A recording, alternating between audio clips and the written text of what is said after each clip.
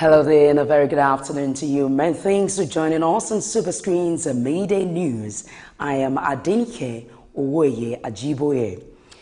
President Muhammadu Buhari has directed that any Fulani man found in possession of AK-47 rifles should be charged to court.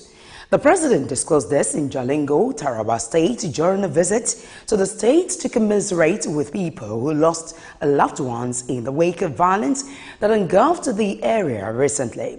President Buhari met with the various traditional rulers in the state and listened to the complaints of the various ethnic groups in the state. He spoke at Government House, Jalingo, and lamented lack of oneness and inability of the people to live together in peace as brothers and sisters.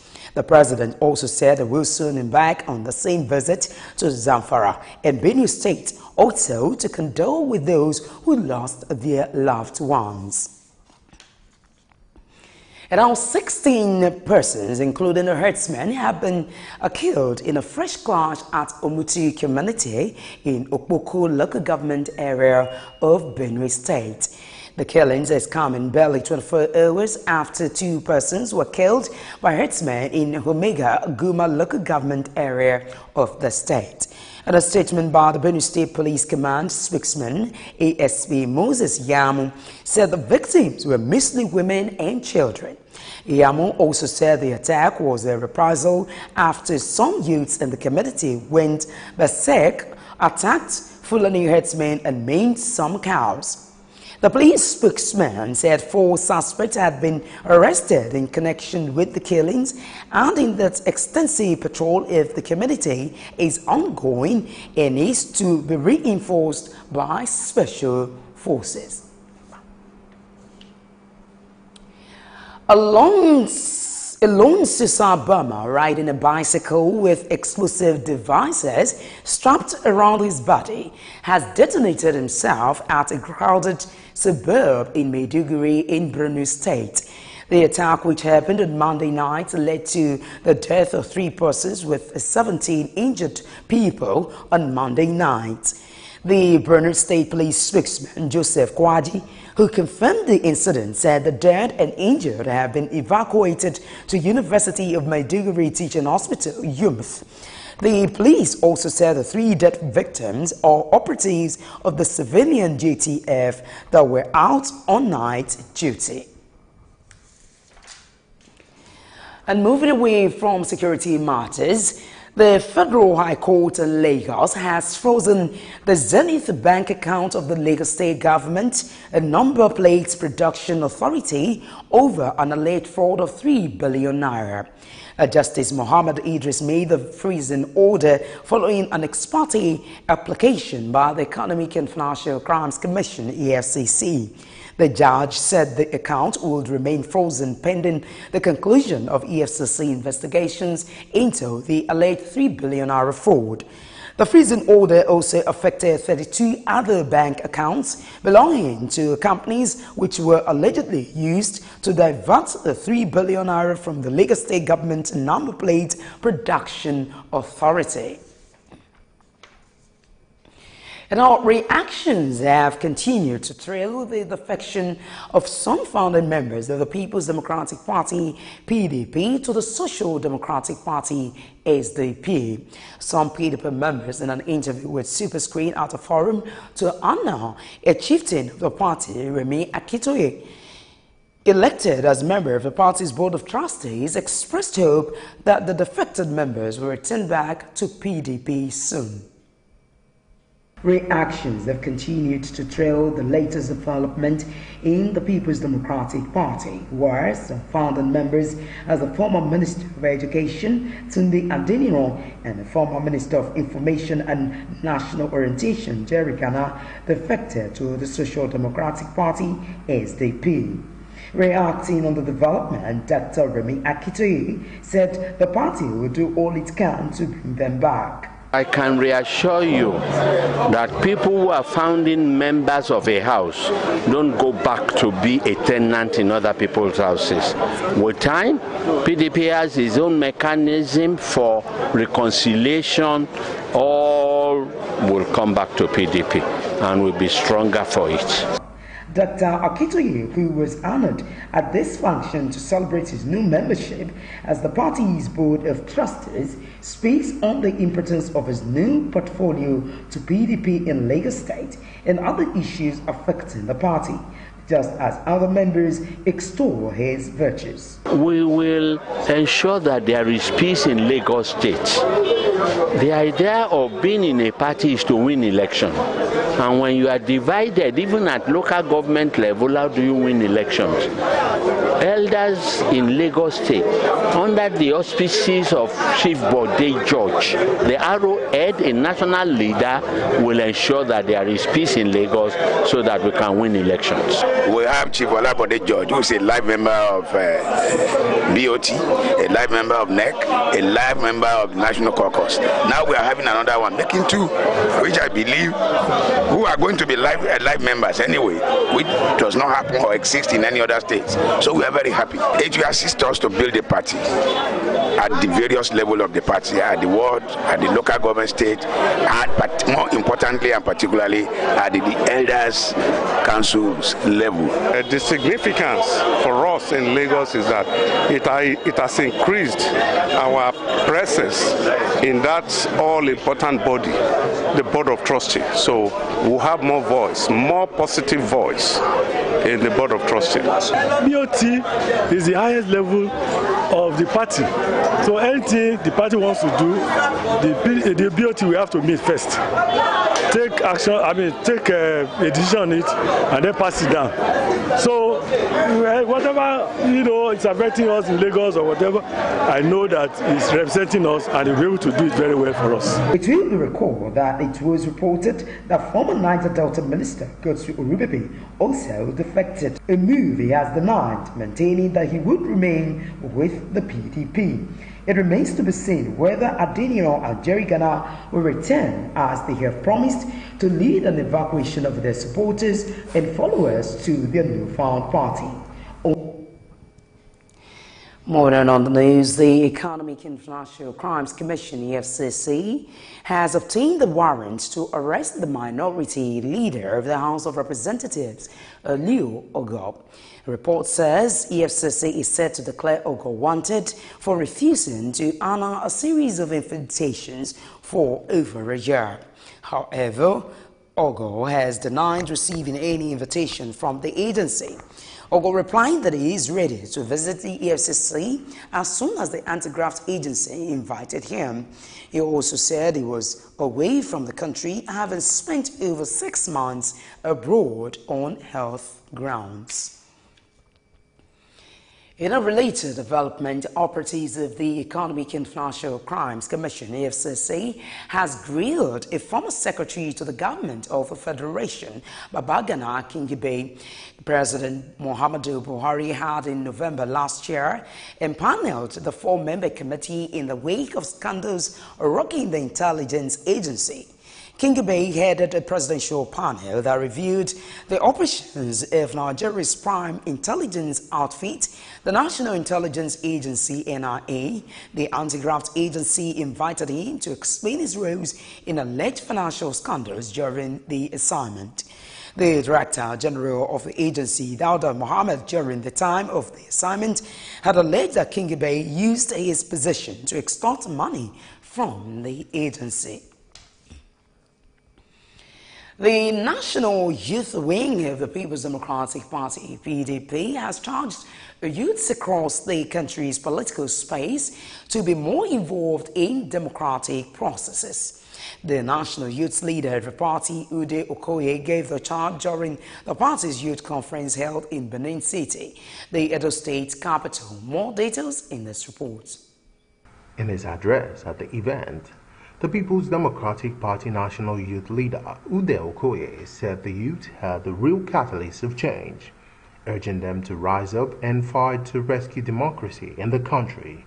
This time around, it is our duty as youths to fight for the rescue of democracy. This democracy is ours, passed to us by those that ran before us. We must not disappoint them and their memory, for the democracy is their legacy to us. Some of the leaders of the party equally charged the youth to be proactive and embrace the concept of true democracy, reminding them that for a good and effective government to be in place, sacrifices must be made in the interest of the nation. Youths do practically 75% of what needs to be done in an election. Whether you are talking about those who will go to INEC, those who will follow materials, those who will be agents, those who will mobilize, the bulk of the people we are talking about are the youths. So any party that neglects in the youth chapter does so at their own peril. We young people have to wake up to our responsibility. So today I think our mind has been fired with the fact that we need to stand up and take leadership or take over leadership. On the spot, the Edo State Youth Leader, Thaddeus Irabo, urged the party members to stick together to achieve a common goal, especially as the general election approaches. Almost 65% of the youth are in this category of 18 to 42 years old. These are the giants of politics. But unfortunately, we've not been able to harness our strength to have a voice in this country. These PDP leaders eventually came to a consensus that the youth should embrace democratic freedom and reforms as they search for political engagement in the country. You're still watching SuperScreen's Midday News. We'll take a short break here, and when we return, we'll bring you business news. Just stay. Before they come, they're supposed to, give us some information, notice, at least maybe a week or so. There was nothing like that. Hunger is everywhere in Nigeria. People are dying every day, but the Nigerian government are keeping quiet. Housemen are killing people. Why? It's not what we expected because of these old men that are leading us, and you people know, you are aware that these people are not the right people to lead us. These kind of people that are leading us here are people of black mind. They just care about themselves and their family. You are affecting my village. Let me use if I call it useless, I'm not a mistake. The other place where they build a shop, call it plaza. Each shop there are 4 million naira, which I don't have the money, so I have to leave.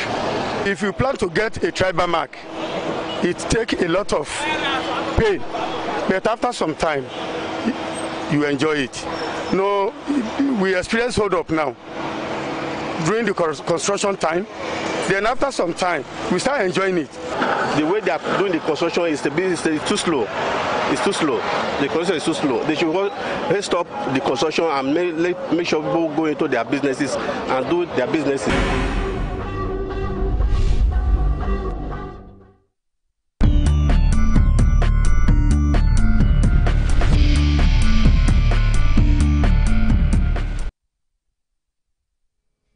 Well, many thanks for staying with us. Now in business news, the Minister of Finance, Kemi Adeosun, has ruled out any possibility that the federal government would extend the March 31 deadline of the voluntary assets and income declaration scheme. The minister, who discussed this to journalists, said the VATS program offers a grace period from July 1, 2017 to March 31, 2018 for tax defaulters to voluntarily pay back to government what they owe. Adeosun said in exchange for full and honest declaration, government promises to waive penalties that should have been levied and also waive the interest that should have been paid on overdue tax. She also said those who declared their tax obligation honestly would not be subjected to any investigation or tax audit after the 9-month grace period. The federal government says it has extended its searchlight on tax evaders with net worth properties in highbrow areas of major cities. The federal government in July 1st, 2017 granted taxpayers a 9-month grace to regularize their tax status under the Voluntary Assets and Income Declaration Scheme (VAT). Report says the government, through its data mining agency, Project Lighthouse, has received documents of property owners across the country from state government. The first set of property owners that will come under scrutiny for tax compliance are owners of buildings in Maitama, Asokoro, Garaki, Wusei, in the Federal Capital Territory FCT, and those on Banana Island and its environs, Magodo, Lekki, Ikoyi in Lagos State. The Nigerian National Petroleum Corporation (NNPC) has announced that it has been able to reduce the cost of producing a barrel of crude oil to $20. According to the corporation, additional measures have been put in place to further reduce the cost of $15 per barrel. NNPC also announced that it has signed 4 memoranda of understanding with state governments for the production of biofuel to complement the volume of petrol being supplied across the country. The Group Managing Director, NNPC Mekanti Baru, who was represented by the NNPC Head Operating Officer, Gas and Power, Mohammed Seidu, disclosed this during the ongoing science fair in Abuja. Seidu said the reduction in crude production costs would lead to an increase in the federal government's revenue.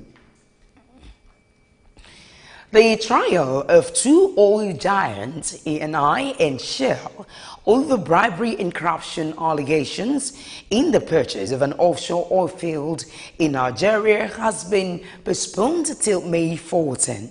The trial, which was scheduled to begin on Monday, had been set to start in a Milan court, but the judge said due to a high number of cases, it would be transferred to another chamber to avoid further delays. The oil majors are accused of corruption in the 2011 purchase of oil prospecting license 245, an offshore oil block in Nigeria estimated to hold 9 billion barrels of crude.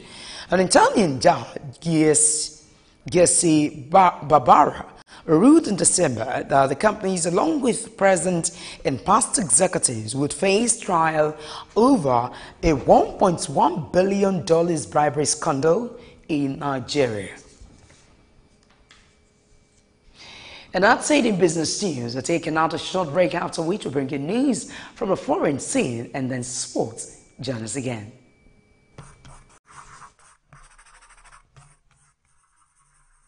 Super Dawn, your daily live current affairs program where topical issues that border on politics, economy, sport, and sizzling national issues are analyzed, now holds every Monday to Friday, 8 a.m. to 10 a.m. on SuperScreen television. Let your voice be heard. Join us.